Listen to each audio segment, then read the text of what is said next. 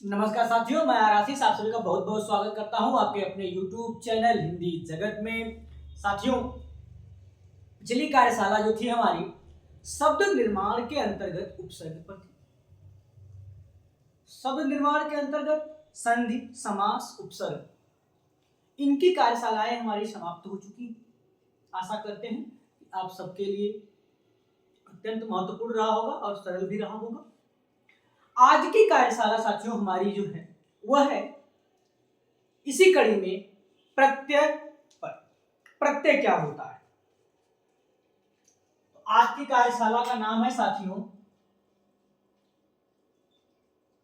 प्रत्यय। प्रत्यय क्या होता है साथियों, हम इस पर चर्चा करेंगे। इससे पहले साथियों एक विशेष बात अवश्य ध्यान रखिएगा। अवसर जीवन में बार बार नहीं आता है और अवसर सबको मिलता भी नहीं। जिस चीज के आप योग्य हैं, यदि उसका अवसर मिला है तो उस अवसर को भुनाने के लिए, यानी उस अवसर को अपनाने के लिए, अपने अनुसार बनाने के लिए आपको सार्थक प्रयास करना होगा। अवसर चूक जाने पर पछताने के सिवा दूसरा कोई भी उपाय नहीं होगा साथियों। जो चीज आपके पास सबसे पहले हो उसे पहले करने का प्रयास करें। एक कहावत है गांवों की, आधी छोड़ पूरी को धावे, आधी मिले न पूरी पावे। आपको लगता है यदि कि ये काम जो आगे है मैं इसे ना करके जो बाद वाले होने वाला उसे करूंगा तो उसमें सफल हो जाऊंगा, तो साथियों यह जीवन का सबसे बड़ा जो है वो असत्य है। क्योंकि अवसर यदि आपको मिला है, उस अवसर के आप यदि अपने आप को समझते हैं कि नहीं ये आप इसके योग्य हैं, तो वह पूरा मेहनत के साथ, पूरे कठिन परिश्रम के साथ, पूरे अपना 100% उसमें लगा दीजिए और प्राप्त कर लीजिए। समय सबको बार बार अवसर नहीं देता है साथियों। तो साथियों आइए चलते हैं अपने आज की टॉपिक की तरफ, जिसका नाम है प्रत्यय। प्रत्यय, जैसे हमने अभी उपसर्ग पढ़ा, उपसर्ग जो था वो एक अक्षर, अक्षर समूह या कोई शब्दांश था। शब्दांश का मतलब समझ रहे हैं, शब्द के अंश, अर्थात पूर्ण शब्द नहीं। हिंदी भाषा में सार्थक शब्दों की अवधारणा की गई, निरर्थक शब्दों पे हिंदी व्याकरण नहीं चलता है या हिंदी भाषा नहीं चलती। ठीक है, तो जो शब्द के अंश होते हैं, जिनका कोई स्वतंत्र अर्थ नहीं होता, जिनका कोई स्वतंत्र अर्थ नहीं होता, ऐसे जो तत्व होते हैं उसे उपसर्ग या प्रत्यय कहते हैं। किंतु उपसर्गों का प्रयोग किसी अर्थ विशेष के लिए किया जाता है, वही प्रत्यय का प्रयोग किसी भी अर्थ विशेष के लिए नहीं किया जाता। आइए देखते हैं। प्रत्यय भी दो शब्दों का योग है। इसमें एक शब्द है प्रति और दूसरा शब्द है अय। प्रति का यहां अर्थ है साथ, साथ, और अय शब्द का अर्थ है चलने या लगने वाला, चलने या लगने वाला। अब प्रति का यहां जो अर्थ है साथ, साथ, अय का चलने या लगने वाला। जब कोई हम व्यक्तिगत जीवन से बात करते हैं, जब कोई हमारे साथ चलता है या लगा होता है तो कहते हैं पिछलग्गू है, पीछे लगा हुआ है, पीछे से वो हमारे अनुयायी की तरह काम कर रहा है, चल रहा है। ठीक है, यानी हमारे जो हमको अनुसरण करते हुए चल रहे हैं, हमारे पीछे पीछे चल रहे हैं। ठीक है, तो उसी प्रकार से यहाँ अय का अर्थ है चलने या लगने वाला। यानी अब देखिए, प्रति मतलब साथ, साथ, साथ, साथ है, आगे नहीं बल्कि कहां है, पीछे। अब जरा हम इसे समझने का प्रयास करते हैं साथियों, कि यानी वे अक्षर, जैसे उपसर्ग को हमने बताया कि अक्षर है, बिल्कुल उसी प्रकार से प्रत्यय भी क्या है साथियों, अक्षर, अक्षर समूह अथवा, हाँ बिल्कुल सही। आइए देखते हैं इनकी परिभाषा। तो अब ये कह रहा है वे अक्षर या अक्षर समूह या शब्दांश जो किसी सार्थक शब्द के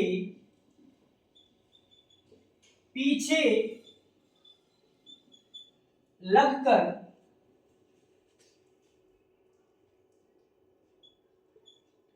नए शब्द का निर्माण करें, प्रत्यय कहलाते हैं। वे अक्षर समूह शब्दांश जो किसी सार्थक शब्द के पीछे लगकर नए शब्द का निर्माण करें, प्रत्यय कहलाते हैं। साथ साथ, ठीक है, चलने या लगने वाला जो अक्षर समूह शब्दांश होता है वही क्या कहलाता है साथियों? वही कहलाता है हमारा प्रत्यय। आइए इसे हम उदाहरण से देखते हैं।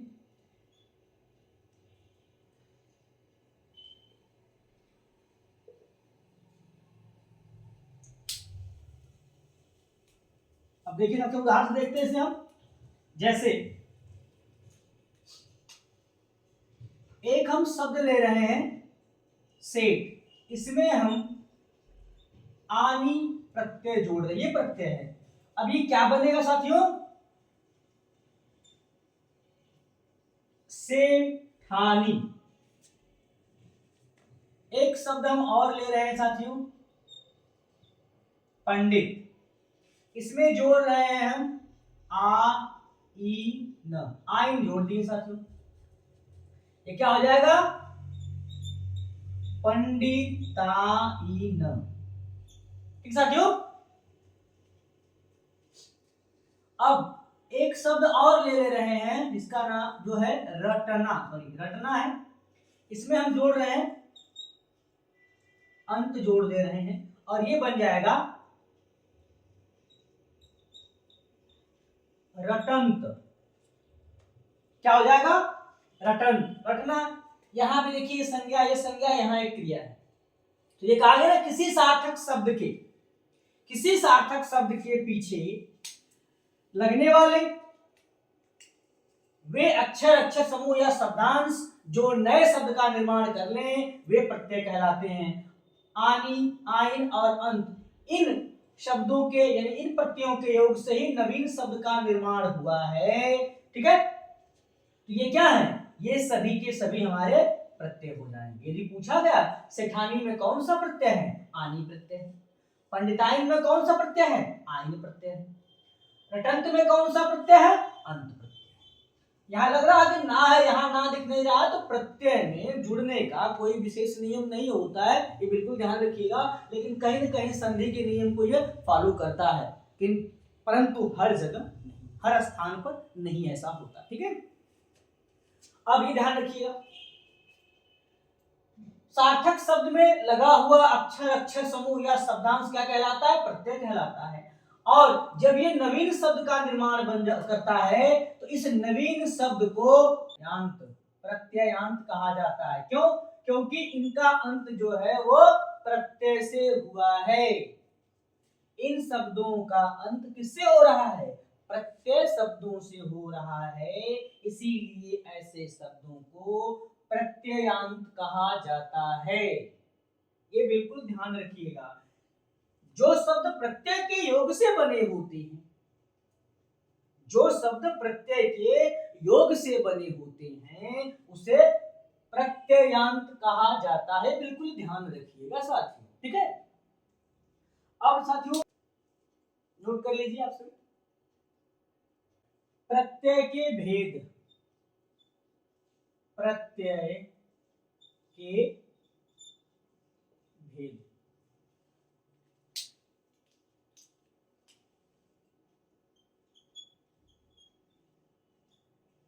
मुख्यतः दो भेद हैं, दो भेद होते हैं।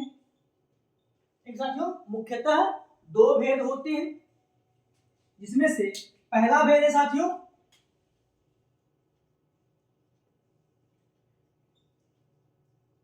कृत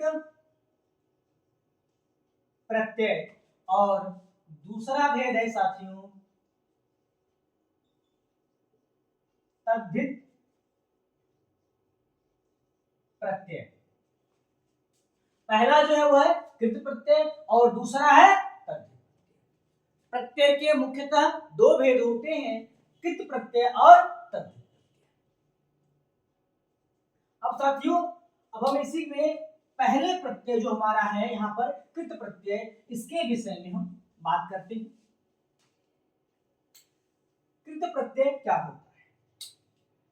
नाम से विदित हो रहा कृत प्रत्यय किया हुआ, अब करने का काम क्रिया करती है, तो ध्यान रखिएगा क्रिया के अंत में लगने वाला प्रत्यय कृत प्रत्यय होता है तथा निर्मित शब्द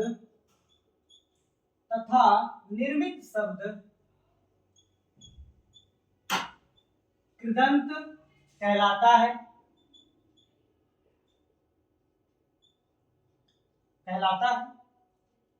ठीक है साथियों। तो जरा ध्यान दीजिएगा कृत प्रत्यय क्या होता है? जो प्रत्यय क्रिया के अंत में लगे, यानी जिन प्रत्ययों का प्रयोग हम क्रिया के अंत में करते हो ऐसे प्रत्यय को कृत प्रत्यय कहा जाता है। क्या कहा जाता है साथियों? कृत प्रत्यय कहा जाता है तथा कृत प्रत्यय का प्रयोग होने से जो शब्द बनता है ऐसे शब्द को कृदंत शब्द कहा जाता है या कृदंत कहते हैं। जैसे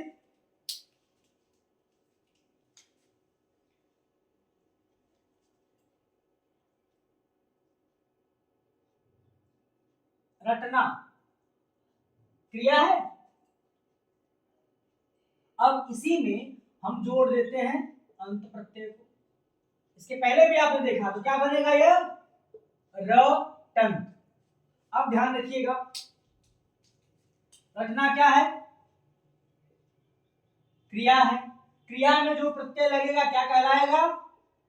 कृत प्रत्यय कहलाएगा और जो शब्द बनेगा वो क्या कहलाएगा? कृदंत कहलाएगा। क्या कहलाएगा? कृदंत। इतनी सी बात ध्यान रखना है, क्रिया के अंत में लगने वाला प्रत्यय क्या कहलाएगा? हाँ, और उदाहरण देख लेते हैं हम क्रिया का। जैसे पढ़ना एक क्रिया है, इसमें हम आकु प्रत्यय जोड़ देते हैं, क्या हो जाएगा? पढ़ाकू। लड़ना एक क्रिया है, इसमें हम आका प्रत्यय जोड़ देते हैं, क्या बनेगा? लड़ाका। तो साथियों बिल्कुल बस हमको यही ध्यान रखना है कि क्रिया के अंत में जो प्रत्यय लगेगा उसे कृत प्रत्यय कहा जाएगा और जो शब्द बनेगा उसे कृदंत कहा जाएगा। कृत प्रत्यय क्रिया के अंत में लगने वाला प्रत्यय कृत प्रत्यय होता है तथा निर्मित शब्द कृदंत कहलाता है। तो जो शब्द नए यहाँ बन रहे हैं इन्हें क्या कहा जाएगा? कृदंत शब्द कहा जाएगा। ठीक है, और ये जो प्रत्यय हैं इन प्रत्ययों को कृत प्रत्यय कहा जाएगा। क्यों? क्योंकि ये क्रिया के अंत में लग रहे हैं, क्रिया में ये प्रत्ययों का प्रयोग किया गया है। तो जिन प्रत्ययों का प्रयोग क्रिया के साथ होगा यानी क्रिया में होगा ऐसे प्रत्यय को कृत प्रत्यय कहा जाएगा तथा इनसे जो शब्द बनेंगे उन शब्दों को कृदंत कहा जाएगा। ठीक है, अब साथियों हम दूसरा प्रत्यय जो दूसरा भेद है उसे देखते हैं, तद्धित प्रत्यय। क्या होता है, जरा हम यहां ध्यान देते हैं। तद्धित प्रत्यय। अब देखते हैं साथियों, अभी हमने देखा कृत प्रत्यय, जो प्रत्यय क्रिया के अंत में लगते हैं वे कृत कहलाते हैं। अब जो दूसरा प्रत्यय है ये लिखा हुआ है तद्धित। तद्धित वे प्रत्यय होते हैं जो संज्ञा, सर्वनाम या विशेषण शब्दों के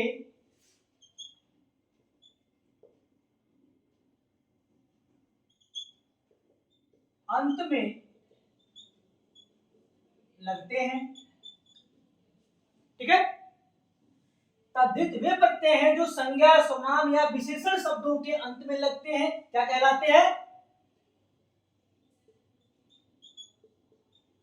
तद्धित प्रत्यय।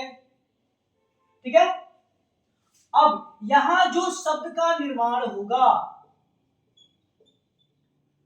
अर्थात जो निर्मित शब्द हैं वे क्या कहलाएंगे, तद्धितांत। ठीक है, क्या कहलाएंगे, तद्धितांत कहलाएंगे। जब कृत प्रत्यय के योग से शब्द बन रहे थे तो वे शब्द कहला रहे थे कृदंत, और जब तद्धित प्रत्यय के योग से बनेंगे तो क्या कहलाएंगे, तद्धितांत कहलाएंगे। ठीक है, और यदि पूछा जाए कि जिन शब्दों के अंत में प्रत्यय का प्रयोग होता ऐसे शब्दों को क्या कहते हैं, तो साथियों ऐसे शब्दों को प्रत्ययांत कहा जाता है। क्यों, क्योंकि इनका जो अंत है वो प्रत्यय के योग से हो रहा है। ठीक है, तो जिनका अंत प्रत्यय के योग से होगा प्रत्ययांत। अब प्रत्यय जो है हमारे दो प्रकार के होते हैं, कृत प्रत्यय और तद्धित प्रत्यय। तो कृत प्रत्यय के योग से जिनका अंत होगा उसे कृदंत कहेंगे, और तद्धित प्रत्यय के योग से जिनका अंत होगा उसे तद्धित प्रत्यय, तद्धितांत प्रत्यय कहा जाएगा। आइए उदाहरण देखते हैं साथियों।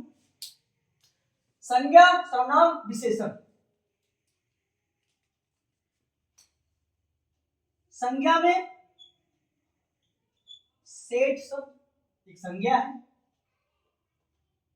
अगला अपना एक क्या है, सर्वनाम है।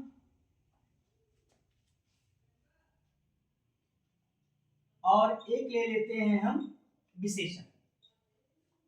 ठीक है, संज्ञा, सर्वनाम और विशेषण। अब इन शब्दों के अंत में जो प्रत्यय लगेगा उसे ही कहते हैं तद्धित प्रत्यय। जैसे सेठ में यदि हम आनी प्रत्यय जोड़ दें, जो शब्द बनेगा वो हो जाएगा सेठानी।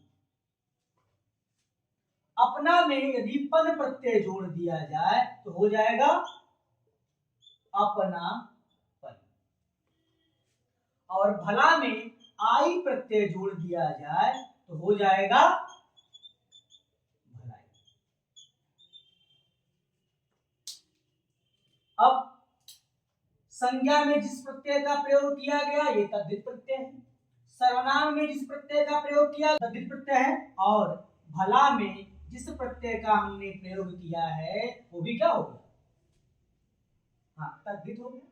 एक बात ध्यान रखिएगा, जो प्रत्यय आपको यहाँ मिल रहे हैं ये प्रत्यय कृदंत के साथ भी मिलेंगे, कृत प्रत्यय के साथ भी मिलेंगे, परंतु इनके नाम का जो परिवर्तन होगा वो सार्थक शब्दों की वजह से बदल जाएगा। यदि संज्ञा के साथ है तो तद्धित, यदि यही प्रत्यय क्रिया के साथ आ जाएगा तो कृत कहलाएगा। ठीक है, जिसके साथ प्रयोग होगा उस प्रकार का नाम होगा, यानी जैसी संगत वैसा स्वरूप होता है। ठीक है, अब ये जो शब्द बने हुए हैं इन्हीं शब्दों को तद्धितांत कहा जाता है। क्यों, क्योंकि इनका जो अंत है वो तद्धित प्रत्यय से हुआ है। साथियों इनके बहुत सारे उदाहरण हैं जो आपको हिंदी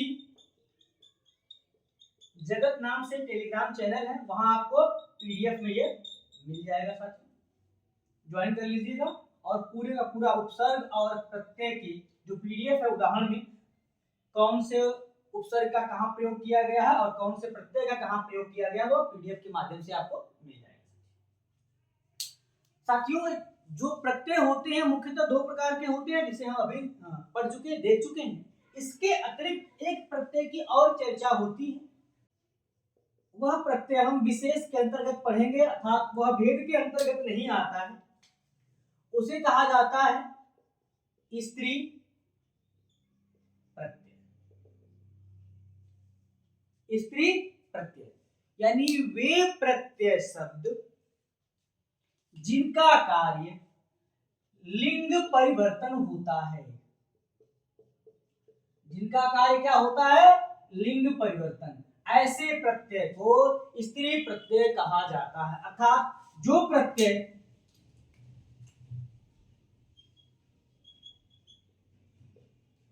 पुल्लिंग से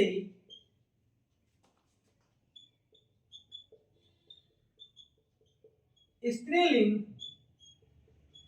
बनाने का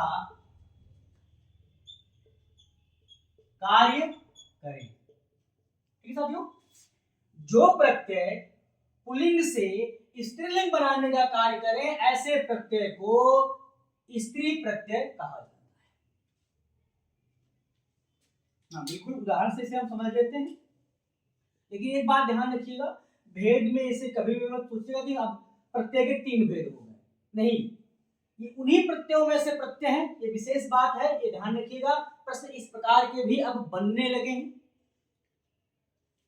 कि निम्न में कौन सा प्रत्यय स्त्री प्रत्यय है। तो आपको 4 विकल्प में संज्ञा देखनी होगी, कौन सी संज्ञा प्रत्यय से लगी हुई है और वो स्त्रीलिंग में है। तो यदि संज्ञा स्त्रीलिंग में है तो जाहिर सी बात है उसमें स्त्री प्रत्यय का ही प्रयोग हुआ है। ठीक है, जैसे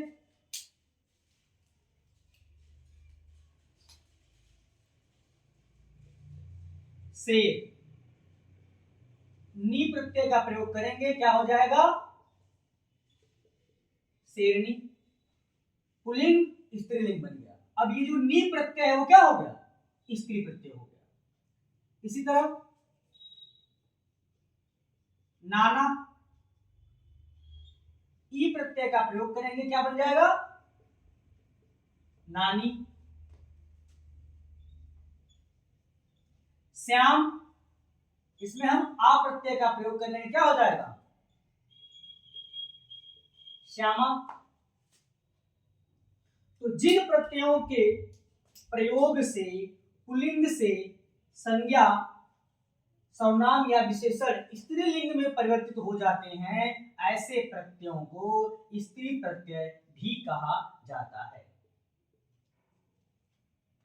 प्रत्यय के भेद फिर से कह रहे हैं साथियों, केवल 2 होते हैं। अब इन प्रत्ययों में विशेष रूप से देखा गया कि जो प्रत्यय पुल्लिंग से स्त्रीलिंग बनाने का कार्य करें, उन्हें स्त्री प्रत्यय कहा जाता है। कहा जाता है, होते नहीं, ये बिल्कुल ध्यान रखिएगा। कहना और होना दोनों में बहुत अंतर है। जब भी प्रत्यय के भेद पूछे जाएंगे तो आपका उत्तर बस केवल यही होना चाहिए कि प्रत्यय के 2 भेद मुख्यतः हैं। एक होता है कृत प्रत्यय और दूसरा होता है तद्धित प्रत्यय। कृत प्रत्यय वह प्रत्यय जो क्रिया के अंत में लगे। कृत प्रत्यय वे प्रत्यय जो संज्ञा, सर्वनाम अथवा विशेषण के अंत में लगे, उसे हम तद्धित प्रत्यय कहते हैं। कृत प्रत्यय के योग से बने हुए शब्द को कृदंत और तद्धित प्रत्यय के योग से बने हुए शब्द को तद्धितांत कहा जाता है। अगर प्रश्न ये बन जाता है कि प्रत्यय के अंत से होने वाले शब्द को तो प्रत्ययांत कहा जाएगा, ये बिल्कुल ध्यान रखिएगा। ठीक है, ये हो गया। अब साथियों, आजकल जो प्रश्न बनाने की परंपरा है प्रतियोगी परीक्षाओं में, वो परिभाषा उदाहरण के अतिरिक्त उन तत्वों, उन कारकों के विशेषताओं पर आधारित हो रही है। किसी भी प्रतियोगी परीक्षा में प्रतिभागियों की संख्या अनवरत बढ़ती चली जा रही है। जो परीक्षा की प्रणाली है वो थोड़ी क्लिष्ट की जा रही है, ताकि हम अधिक से अधिक क्रीम और फेयर प्रतिभागियों को प्राप्त कर सकें। तो साथियों, हम अब प्रत्यय की विशेषताओं पर ही थोड़ी बात कर लेते हैं। पहली विशेषता है प्रत्यय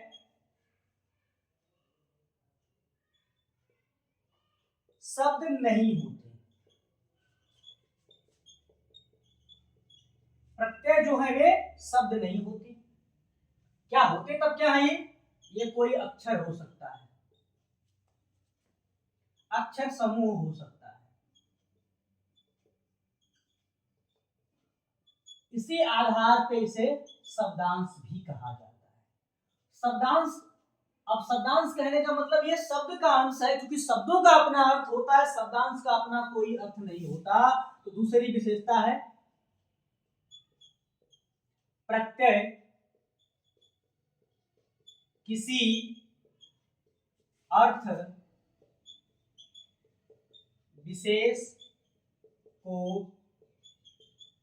प्रकट नहीं करते।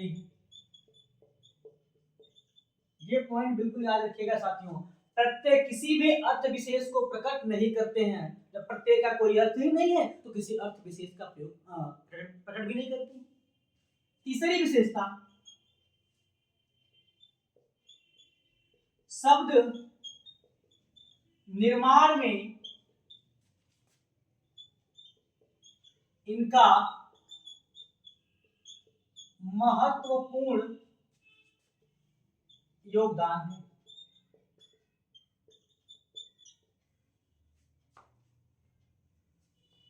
किस प्रकार से?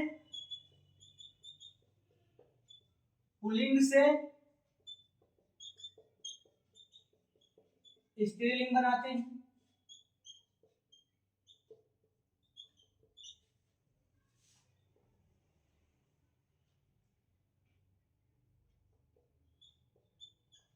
एक वचन से बहुवचन बनाते हैं, संज्ञा को विशेषण में तथा विशेषण को संज्ञा में बदल देते हैं। साथियों, इनकी विशेषताएं हैं।